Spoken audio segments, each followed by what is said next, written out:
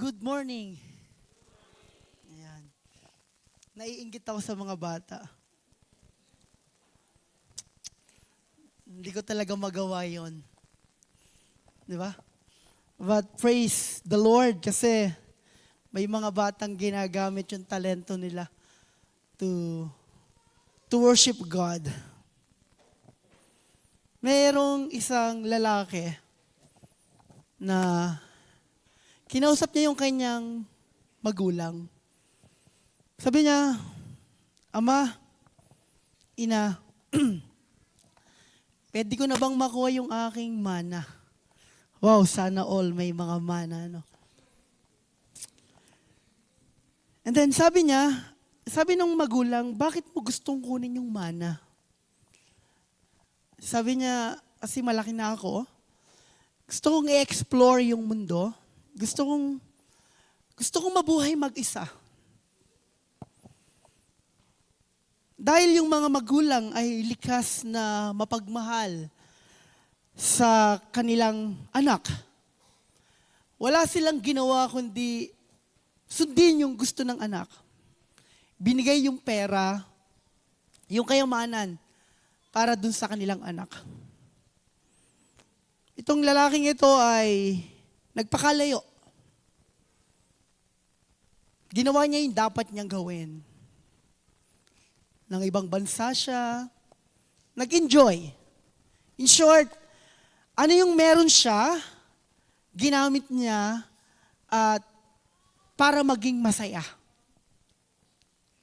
And then suddenly, hindi niya namamalayan na naubos na pala lahat yung kanyang pera. Halos wala na siyang makain. Halos wala na siyang magastos sa pang-araw-araw niyang buhay. Ginawa niya, pumasok siya sa trabaho. Sabi sa kanya, wala kang natapos, anong gusto mong trabaho? Sabi niya, kahit yung pinakamababa lang, para lang makakain ako. Sabi niya, meron doon, bagger. Sabi niya, sige, kahit ano, basta meron lang akong magastos sa aking pang-araw-araw na buhay. And then habang siya nagbabagger sa isang, hindi ko alam kung anong lugar yon, na-realize niya, sabi niya, sa bahay namin, madami akong kinakain. Hindi ko kailangang pahirapan yung sarili ko para lang kumain. Then after noon, na-realize niya, sabi niya, I need to go back. I need to go back doon sa aking pamilya. Siguro maiintindihan nila ako. Siguro, kung hindi man nila ako tanggapin bilang mga anak niya, siguro magtatrabaho na lang ako sa kanila. Then, ang ngayon nga nangyari, bumalik yung lalaki. Sabi doon, malayo pa lang daw yung lalaki, tanaw na tanaw siya na kanyang mga magulang. Kitang-kita na siya. At yung mga magulang, dali-daling tumakbo, niyakap yung kanilang anak. Sabi nung mga magulang sa anak niya, welcome back, anak. Nagulat yung lalaki. Sabi niya, Ama, Ina, bakit excited kayong makita ako? Di ba kinuha ko na yung kayamanan nyo, kinuha ko na yung bahagi ko. Then sabi ng mga magulang niya, Anak, maaring kinuha mo yung kayamanan mo, maaring nagpakasasa ka, pero hindi mababago yung katotohanan na kahit nagpakalayo-layo ka, still, ikaw ay aming anak. So maaring familiar kayo sa kwento ngayon, ito yung kwento ng prodigal son, na kung saan, sabi doon, nagpakalayo-layo, nagpakasasa, pero nung bumalik, tinanggap, niyakap ng kanyang mga magulang.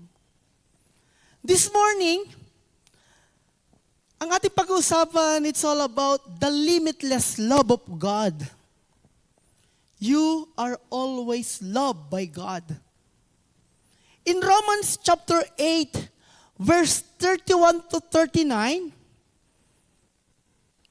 makikita nyo how God shows love to everyone. Di ba?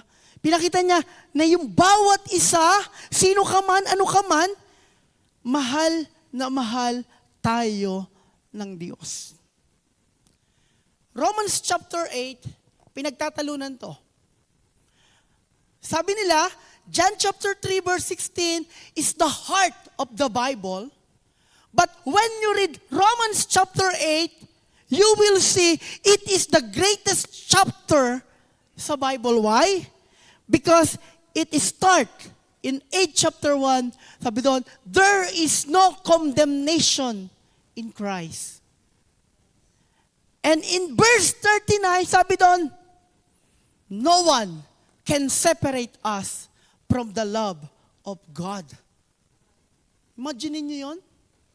Verse 1, there is no condemnation for those who are in Christ. And the other one is, no one can separate us from the love of God. So, pinagtatalunan nila to. Na sinasabi that Romans chapter 8 is the greatest chapter ng Bible. Kasi it shows, pinapakita ng chapter 8, it's not about who you are. It's not about gaano ka ba kabuti or gaano ka kasipag, kagaling, or kung gaano ka, sabi nga, kalapit kay Lord. Romans chapter 8, pinapakita niya kung gaano kabuti, kung gaano ka kamahal ng God. In verse 31, sabi niyan, no person can take our salvation. In verse 31. Just follow na lang po ako sa aking mga sinasabi. No? In verse 32, even God cannot take your salvation. Sabi niya, hindi magagawa ng Diyos na alisin yung kaligtasan sa atin. Verse 33, Satan cannot take our salvation. And verse 34, sabi doon, even Christ cannot take our salvation. So, anong ibig sabihin nun? In verse 39, sabi dyan, no one ever can separate you from the love of God. Di ba? Alam nyo, kapag binabasa ko ang chapter 8, lagi ko naiintindihan, gaano ako kamahal ng God. Hindi na pinag-uusapan dito, gaano ka ka-faithful, kaya ka mahal ng Diyos. Gaano ka kabait, kaya ka mahal ng Diyos. Gaano ka kayaman, kaya ka mahal ng Diyos. Ang pinag-uusapan dito, mahal tayo ng Diyos. Kahit sino ka, kahit ano ka. Di ba? Alam nyo, ito yung problema nating mga tao. This is our big problem. Satan. Lagi niya tayong ini-intimidate. Lagi niyang sinasabi sa'yo, gaano ka kasama? Gaano ka kasama sa harapan ng Diyos? Pinapakita niya dyan, paano, pinapaunawa sa atin ng kalaban na yung mga past na ginagawa mo, tingnan mo, hindi ka mabuti. Tingnan mo, makasalanan ka. Tingnan mo, palasagot ka sa magulang mo. Tingnan mo, sinisiraan mo mga kapwa mo. Tingnan mo, ganito ang ginagawa mo. Yan yung binibigay lagi sa atin ng mundo. Ipinapaunawa sa atin, ipinapakita lagi sa atin ng mundo na hindi tayo mahal ng Diyos. Kasi sa mga ginagawa natin. But Romans chapter 8, right now, it will remind us na ano? You are precious. Mahal ka ng God. Sabi niya, you are always loved. Let's see. Verse 31, sabi niya, what then shall we say in response to these things? If God is for us, who can be against us? He who did not spare his own son, but gave him up for us all, how he will not also, along with him, graciously give us all things? Who will bring any charge against those who God has chosen? It is God who justifies. Who then is the one who condemns? No one. Christ, who died, more than that, who was raised to life, is at the right hand of God and is also interceding for us. Who shall separate us from the love of Christ? Sabi dito, sino ang makakapaghiwalay sa atin sa pag-ibig ng Diyos? Sino nga ba? O ano nga ba? Sabi niya doon, sabi niya dito, sinagot ni Pablo. Sabi niya, trouble? Yan bang trouble na yan makakapaghiwalay sa pag-ibig ng Diyos? Or hardship? Yung bang mga pinagdadaanan mong hirap, makakapag-separate yan sa love ng God? Another thing, sabi niya dito, or persecution, or famine, or nakedness, or danger, or sword. As it written, for the sake we face death all day long, we are considered a sheep to be slaughtered. No, in all these things, we are more than conquerors through Him who loved us. For I am convinced that neither death or nor life, neither angels nor demon, neither the present nor the future, nor any power, neither height nor depth, nor anything else in all creation will be able to separate us from the love that is in Christ, Jesus Christ, our Lord. What makes people unlove? Bakit nga ba pakiramdam ng mga tao na sila ay unlovable? Alam niyo, number one, sabi dito, maybe because of your past situation. Walang maibe-blame. Wala tayong mabe-blame doon sa mga nangyari before. It is our past.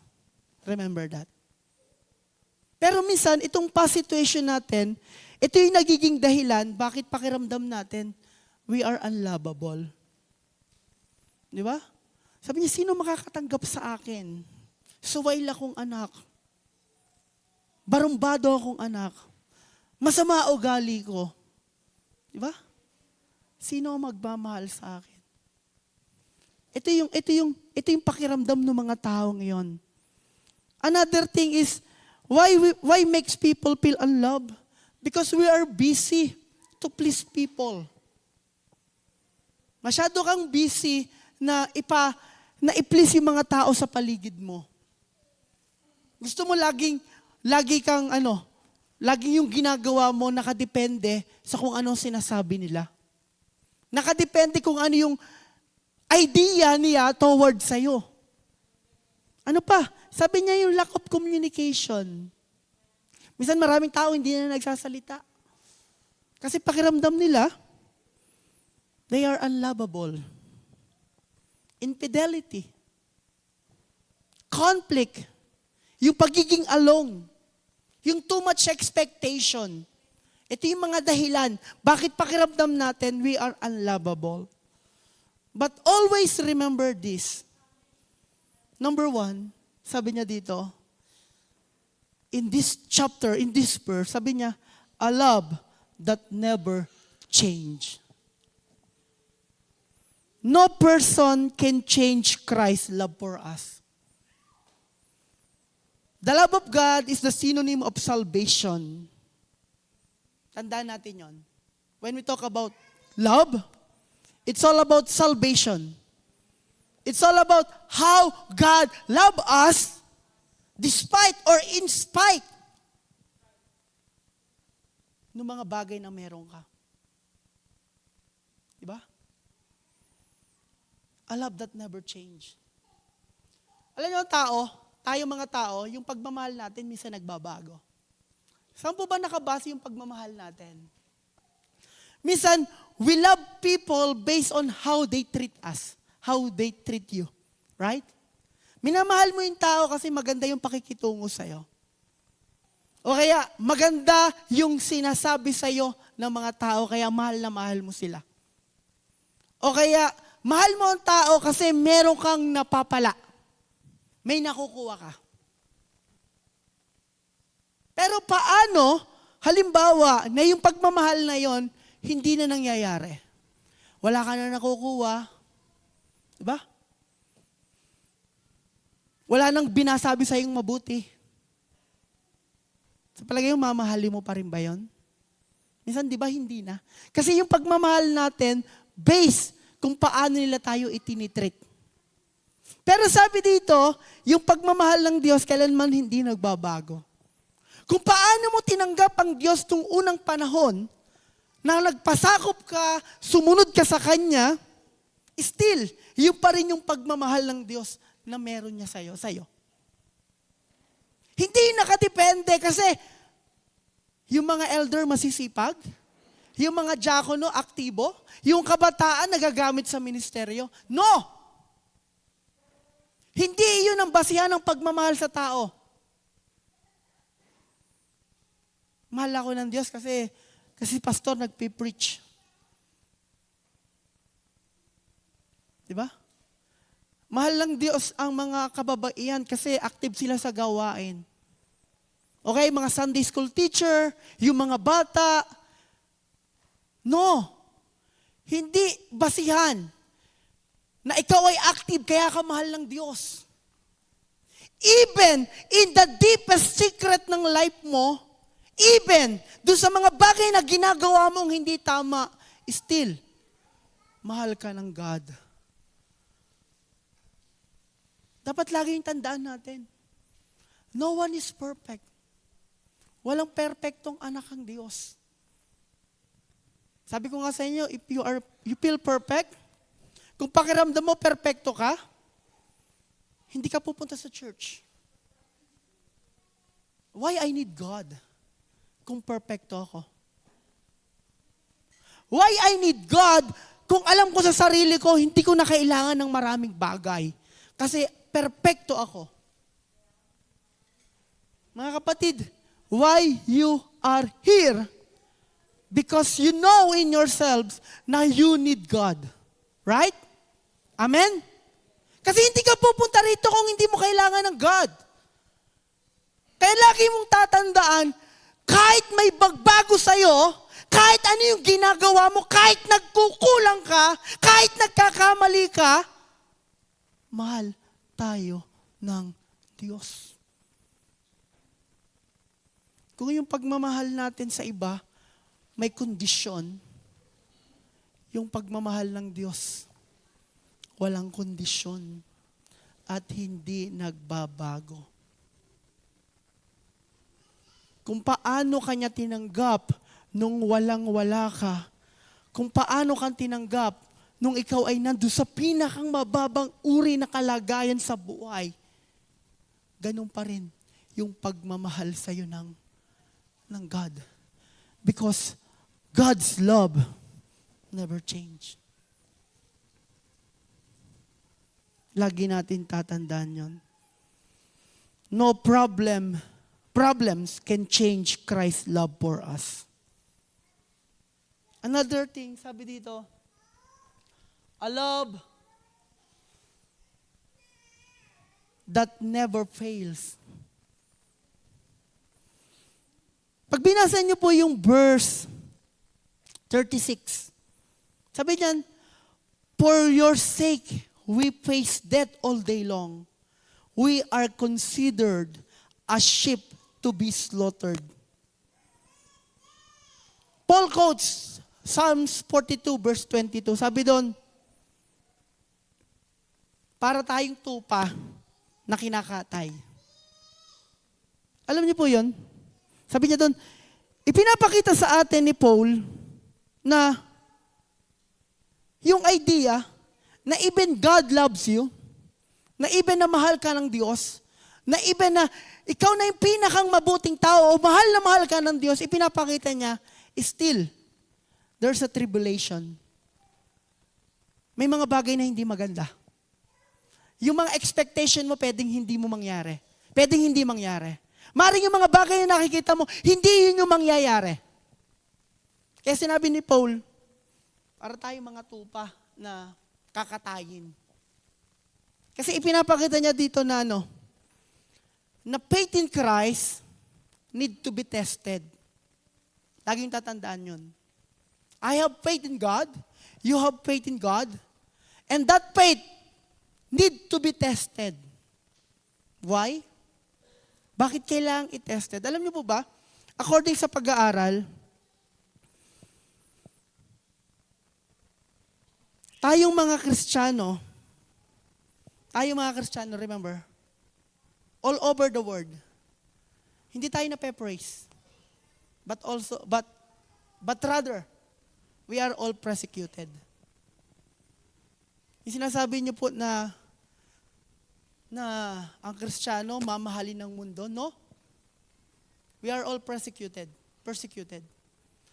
May nakita na po ba kayong in the history, or in the media, na minamak nila yung iba't ibang pinuno, iba't ibang God ng different religion?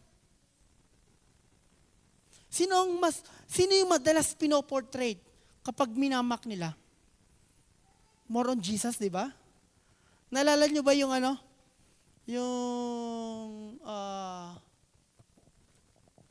yung palaro sa Paris last year? The opening ceremony? Na-portrait ng mga tao yung Lord's Supper in different version. Di ba? Imagine niyo, kapag nakikita nyo lagi, bakit laging paborito ng mga tao, especially ng iba't ibang tao, pagdating kay Kristo, paborito nila. Wala pa akong hindi ko masyadong nakikita na minamak nila si Muhammad. Or yung mga leader ng iba't ibang religion. But every time I saw in the news, it's all about Jesus. Why? It shows us na ang Christian, hindi siya pine-praise ng tao ngayon. We are all persecuted. Kasi yun yung sabi ng Bible. Our faith need to be tested. Diba? Your faith need to be tested. Kaya nga sabi ko sa inyo, at yung faith na yon laging gagamitin ng kaaway to test your faith. Bakit? Lagi niyang ipapakbuka sa'yo, ipapaintindi sa'yo, sasabihin sa'yo how bad you are. Kung gaano ka kasama. Kung gaano kamali yung mga ginagawa mo. Ngayon, anong gagawin mo? Ano yung magiging reaction mo toward that? Halimbawa, nagkamali ka na. Halimbawa, nagkukulang ka na. Halimbawa, nalalayo ka na. Anong gagawin mo? Remember this. Sabi niya, as a Christian, we are more than conqueror. Ibig sabihin ng more than conqueror, mapagtatagumpayan natin ang lahat. Even yung lies, even yung doubts, even yung mga bagay na binabato sa atin, mapagtatagumpayan natin. Why? Because we are more than conqueror. Ibig sabihin, whatever situation you are facing right now, mapagtatagumpayan mo yan. Why? Because I am more than conqueror. You are more than conqueror. Dapat ilagay natin sa mind natin yon. Kung tinetest tayo, tinetest yung faith natin, o Always remember this. I am more than a conqueror. Walang sino man o anuman ang makakasakit sa akin. Walang sino man o anuman ang makapagpapalayo sa akin sa pag-ibig ng Diyos. Kasi I am more than conqueror. Kasi yung pagmamahal ng Diyos, hindi nagfe-fail. Maaring iwan man ako ng mundo. Maaring saktan man ako ng mundo. Pero always remember, yung love ng God, hindi niya i-fail sa'yo. Hindi ka mag-fail doon. Maaaring marami ka ng maling ginawa sa buhay. Maaaring marami ka ng pagsubok na pinagdaanan.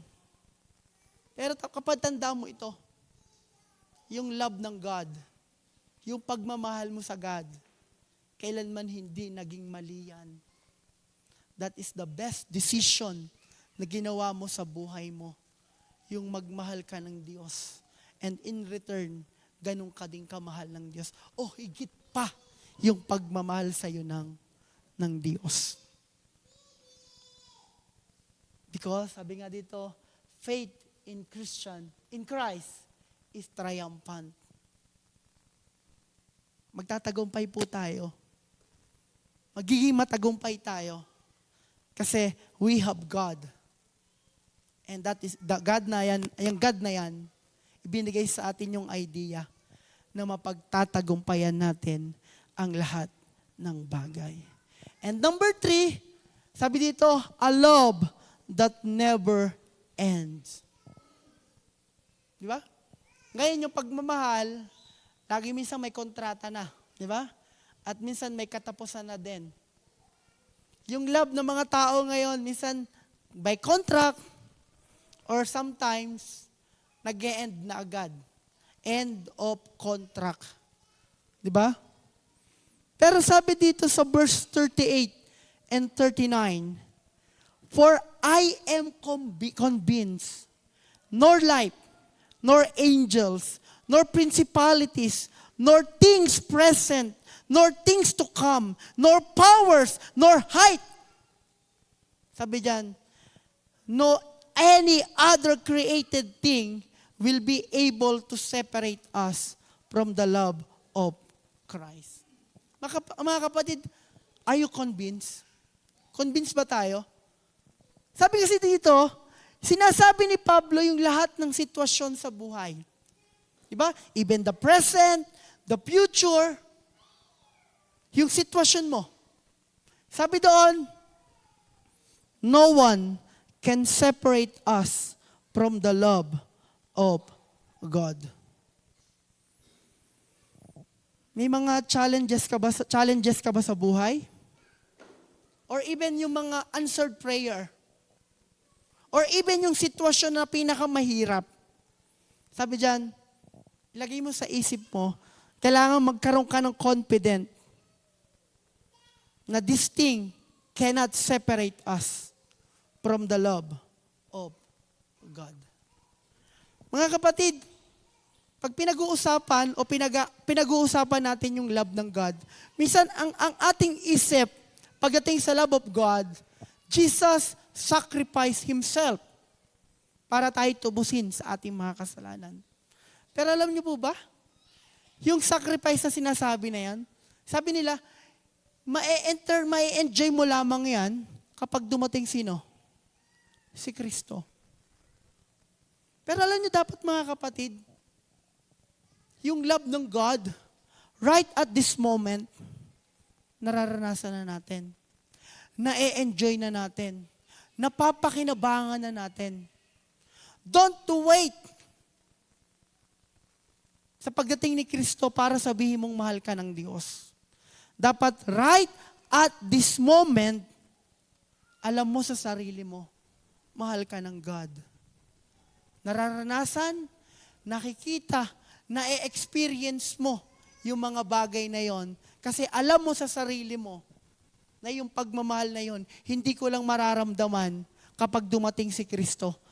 Ngayon pa lamang mararamdaman at nararamdaman ko na. Tama po ba? Kasi pangit naman, imagine niyo, pangit naman, kung yung pagmamahal ng Diyos, mararamdaman mo lamang kapag pag narinig natin yung pakakak. Ay, mahal na mahal ako ni Lord. Paano mo sasabihing mahal ka ng Diyos? Kung dito pa lamang, ngayon pa lamang, hindi mo na yun nararanasan. Kapatid, kung nakikita mo, or naiintindihan mo yung sinasabi ko, yung pagmamahal ng Diyos, dapat right at this moment, ramdam na ramdam mo. Para kung darating man si Kristo mamaya, masasabi mong, yun talaga, yung pagmamahal na nararamdaman ko. Diba? Tama po ba? Huwag po nating hayaan na masabi. Minsan kasi alam nyo, problema natin, hindi natin ma-express, hindi natin maipakita sa ibang tao na mahal tayo ng Diyos. Kasi akala natin, yung pagmamahal ng Diyos, pagbabalik pa lang niya. No! Dapat ngayon pa lamang, ramdam mo na yung pagmamahal niya. Inaanyayahan ko po kayong tumayo. Tayo po'y tumayo.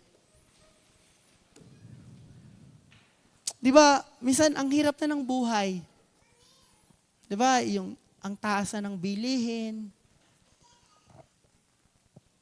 Ang dami na nangyayari sa paligid natin. Kung ano-ano sakit na yung dumating. Kung ano na yung pagsubok, gera, hirap na pinagdadaanan natin. Mga kapatid, dapat ngayon pa lamang, alam mo sa sarili mo kung gaano ka kamahal ng Diyos. Yung wala kang doubts. Wala kang pag-aalinlangan. Walang question. Basta alam mo sa sarili mo na mahal ako ng Diyos. Naganda po ba yung mga ng panawagan? I want to use this time. Kung meron po dito na nagnanais na tumanggap sa ating Panginoon, alam nyo, kung yung pagmamahal hindi mo maramdaman sa iba, kung yung pagmamahal hindi mo makita sa iba, nung minsan talagang nakikita mo parang may mali sa kanila. O kaya parang minamahal lang nila ako kasi meron akong ginagawa. Alam nyo, this time, ang gustong ipakita sa'yo ng Diyos, mahal ka niya kahit sino ka pa. Kahit ano ka pa. Kapag tayo po'y umawit ng isang awit panawagan, kung meron man po dito na gustong magpasakop, gustong makaramdam, na yung pagmamahal ng Diyos kailanman hindi ka niya iiwan. Ito na po yung oras, lumapit ka sa unahan, paramdam mo, pakita mo. Kasi kailanman kapag tinanggap mo ang ating Panginoon, kailanman hindi ka niya iiwan. Patuloy at patuloy niyang ipaparamdam niya sa iyo kung gaano kanya kamahal. Ang dami na ng pagsubok sa buhay. Ang dami na nating problema. Pero sabi ni Lord, ano man yan, ano man yung pasaning meron ka, kayang-kaya kitang mahalin. Kayang-kaya kitang ipaglaban. Mawit po tayo ng isang awit. Before the world began, you were on His mind, and every tear you cry is precious in His eyes. Because of His great love, He gave His only Son. Everything was done so you would come. Nothing you can do to make Him love you more, and nothing that you've done can make Him close the door. Because of His great love, He gave His only Son. Everything was done so you would come. Come to the Father.